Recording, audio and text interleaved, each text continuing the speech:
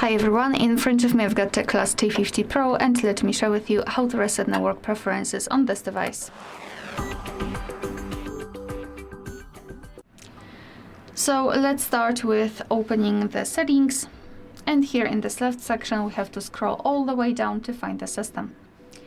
Then let's scroll and find reset options. And here at the top, we've got the option we're looking for. So we've got either mobile network settings and Bluetooth and Wi-Fi. So it's up to you which section you'd like to reset. And basically the whole operation looks the same. Just tap on the option, tap on reset settings. Here we've got the information that we cannot undo this action, so be aware about that. And tap on reset settings if you're ready. And as you can see, we just did it. The same situation with Bluetooth and Wi-Fi. Just tap on it, tap on reset, and basically this is it.